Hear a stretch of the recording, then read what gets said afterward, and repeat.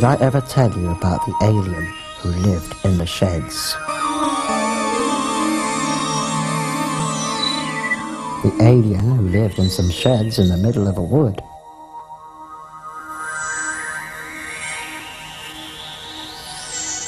In the middle of a wood, in the middle of a common between Guildford and Woking.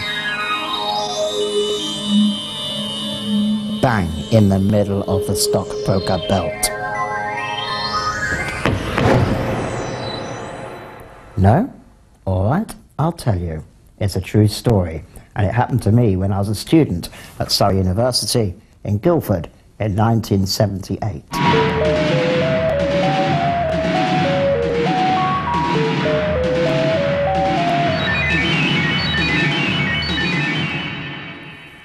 '78 was a weird year, a really weird year. It was a year of signs and omens, full of UFOs, mutant births, disappearing pets, and escaped pythons. 1978 was the year I had a nervous breakdown because I was fed up of being a disabled person in a world made for able-bodied students. Fed up of being an alien on my own planet. It was the year I needed to make contact with UFOs and aliens from outer space. 1978 was the year I and a team of student mates went in search of the alien who lived in the sheds.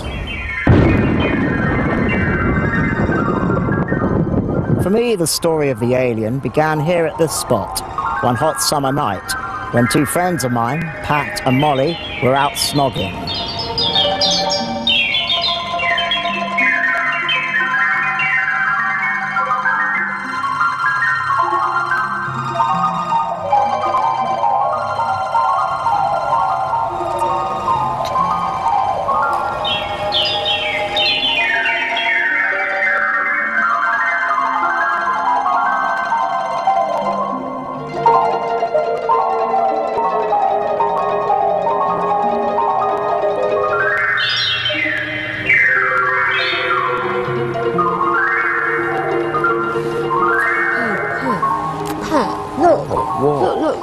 Strange light in the sky.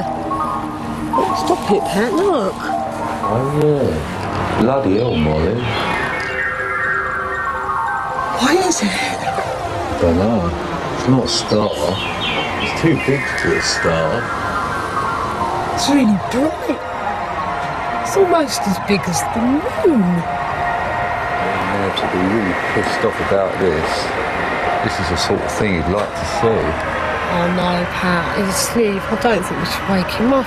You're really annoyed. You'd be bloody annoyed if you... Come on, Pat.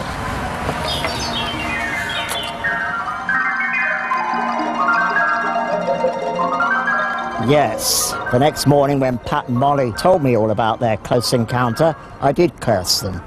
And while we discussed these UFO sightings, our cleaner, Barbie, popped in. Heard what we were talking about and dropped a bombshell. She told us that her friend Lizzie, one of the other cleaners, had seen an alien from outer space. And I've got here the original tape recording of our first interview with her 19 years ago. And I've invited her and her brother Chris to join me and some of the original investigators for a trip down memory lane. He looks like a pixie, there's no getting about it, except for he's got a bigger head than a pixie. And gawky eyes, big eyes. Mm. But he walked funny, he walked jerkingly, almost like a robot.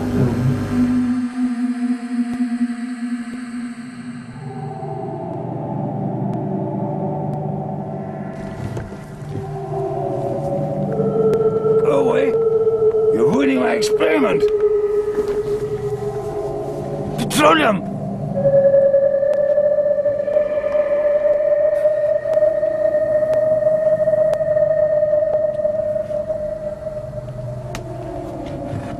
So you reckon It could be an alien. alien? Yeah. You sort of He's a freak. Lizzie, do you remember doing that interview? Yes, do. Do you still think he's an alien? I think so, yes. Tell me about that, the first time you saw him. Well, it was Chris's fault, really. He started me off on it. Oh, yeah. Talking about Squiddly, as he called him. And I didn't believe him at first. So one night I did go with him across the common. It was quite creepy, actually. And I was excited, I have to admit now. But he was really weird. He's nothing like you and I. Just not like a human. I remember going out from the bushes because you've got one main shed which he used to do his so-called experiments in.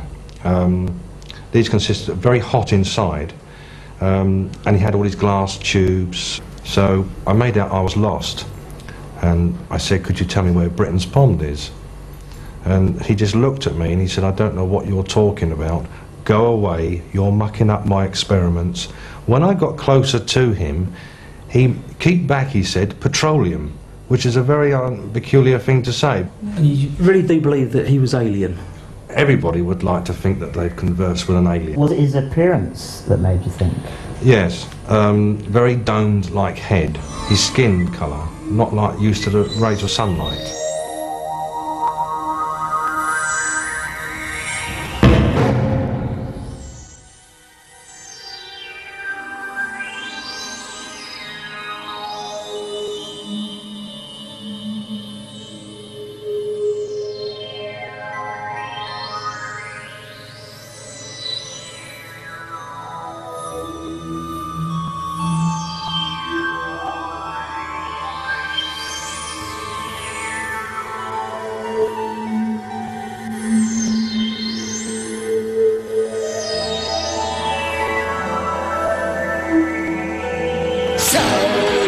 To meet an alien, and you want to fly high. Oh, pray, let the space in. Oh, pray, let the space in.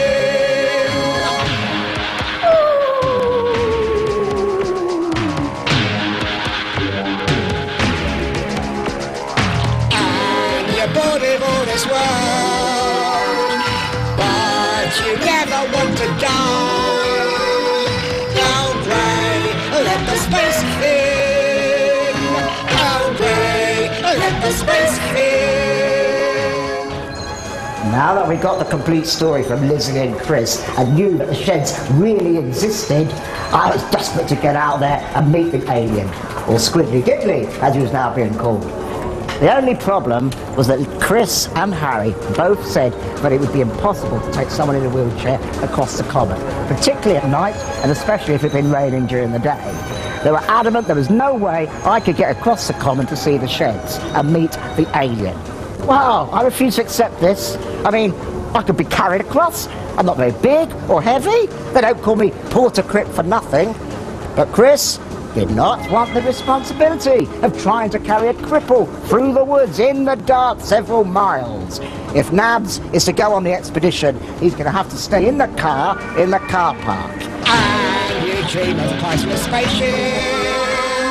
Who will save this world?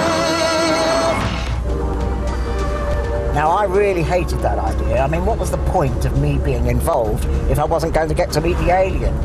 Besides, I was convinced that because I was disabled, small, weird-looking, and I had a shaved head, that I probably looked like the alien. And so I had a better chance than any of getting the alien to talk. I was sure he would see me as some kind of kindred spirit, would recognise that I was another socially persecuted and ostracised unfortunate like himself. But none of the others would have it. And so, several nights later, when we all went to Whitmore Common, I had to stay in a bloody car.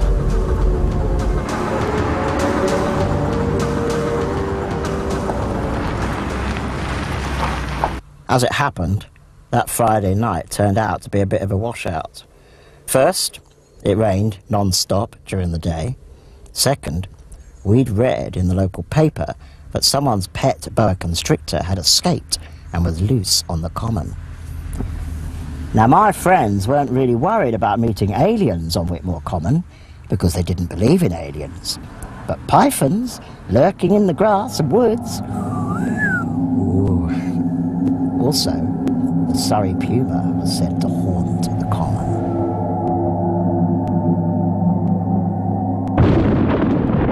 Half an hour after the alien hunters left my erupted and the heavens opened. It poured with rain. It would have been hell trying to get me across the common in those conditions. 15 minutes later, Chris and my team of experts returned, completely soaked to the skin and in a foul mood. Something had obviously spooked them. Nobody wanted to talk. All Chris would say is, "He's there. Squidly is still there." You've enough aliens in your own world. Who are the spies by you? I'll pray, let the space in. I'll pray. The inconclusiveness of that Friday night convinced me more than ever that the only way we were going to get to the bottom of this mystery was for me to go to the sheds. And there was just one person I knew who would be daring enough to get me across the common and into the woods. And that was my mate Ham, university dropout, busker, cartoonist and conjurer. And sure enough, when I told him the alien saga, he was gagging for the adventure. He even suggested that he shaved his head in the hope that he might be more acceptable to the alien. Hey, Mr. Spaceman. Ow! Sorry. I won't do anything wrong. Hey, Mr. Spaceman, won't you please take me along for a ride?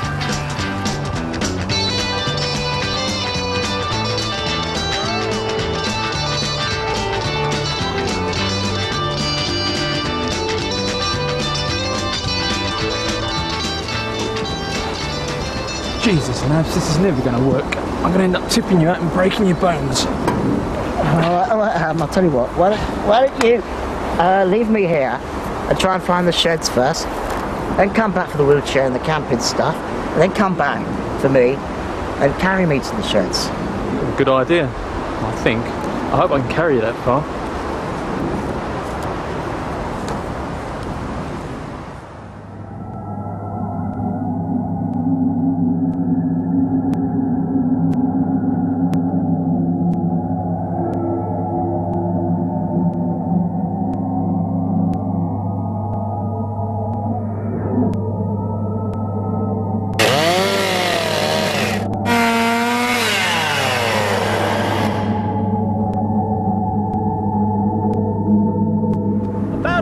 The sheds? Yep.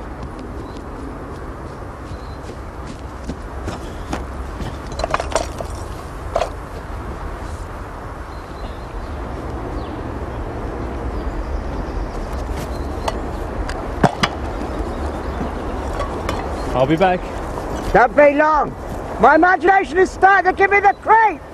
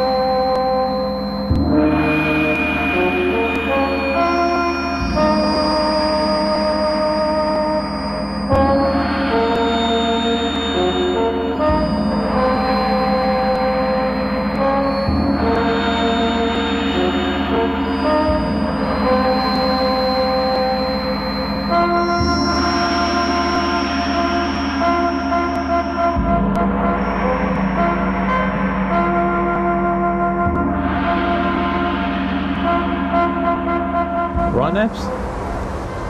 Oh, God, Ham. Remind me to have a lobotomy. This brain of mine's doing my head in.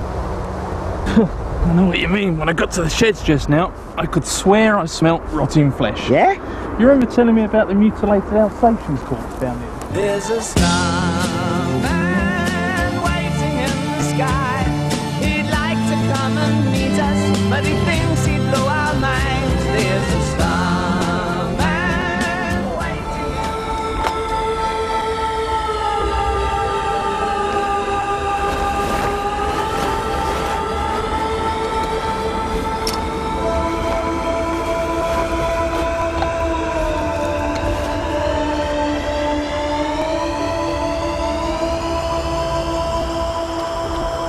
Can't afford to frighten me, alien.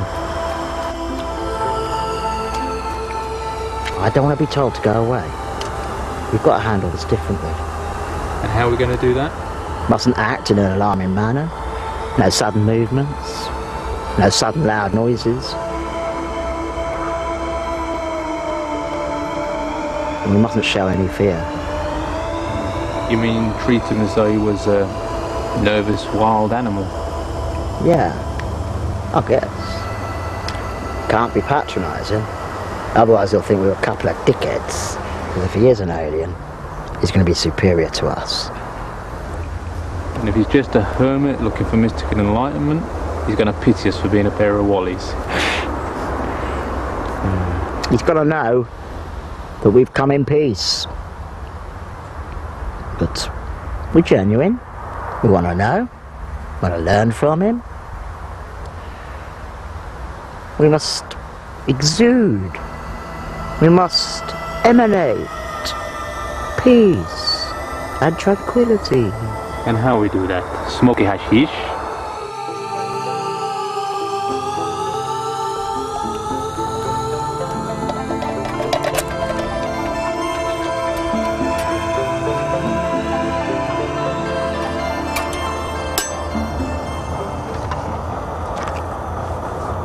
So do you think he's an alien, Nabs?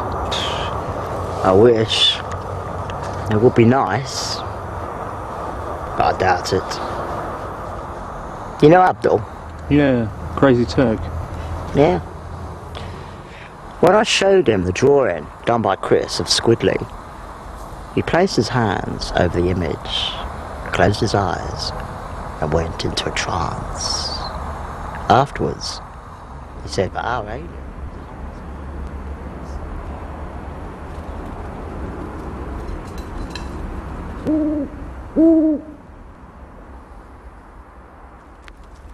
What's that? What? The light. Where? There it is, flickering about. Ah, yeah.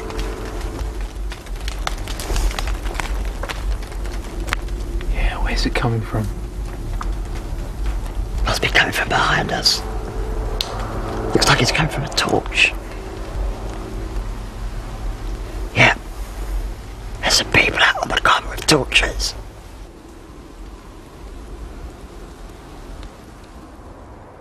Nothing here. Did you hear that? Yeah. Will Nabil Shaban go to his invalid carriage? This is the police. We are concerned for his safety. Will Nabil Shaban go to his invalid carriage? This is the police. We are concerned for his safety. Shit. Shit. Now the alien will never come. And with a common calling with fucking pigs.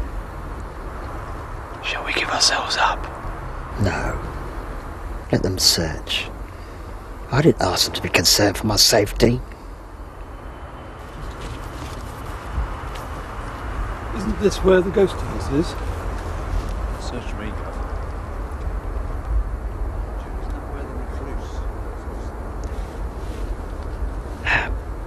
What? Did you hear what he said? Yep. What did he say? Something about a ghost house.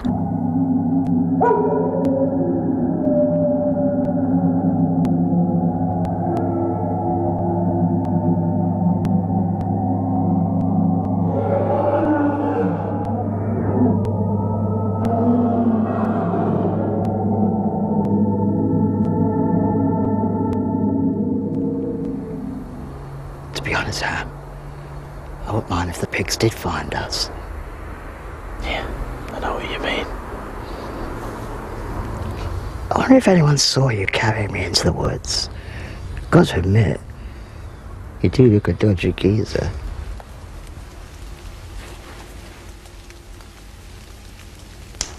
The police didn't find us that night, but when day broke, we knew they would. Luckily, the police were too tired to hassle us with any more awkward questions and let us go. So, we never saw the alien that night, but unexpectedly, we met him the following afternoon. And I still have the photograph of him.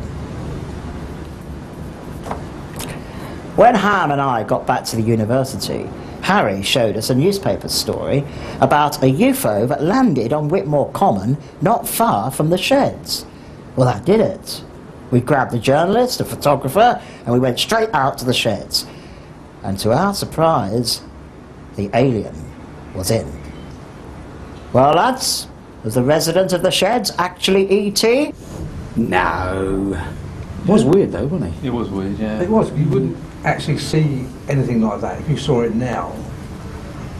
What would you discuss? I remember the meat coming out of the mouth there. It looked like meat, you know? It's a bit of red.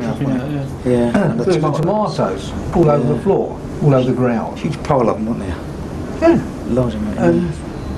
What, whole tomatoes? No, just tins of tomatoes. No. Just the remains, just the skins. What was it he said when he came out of the door?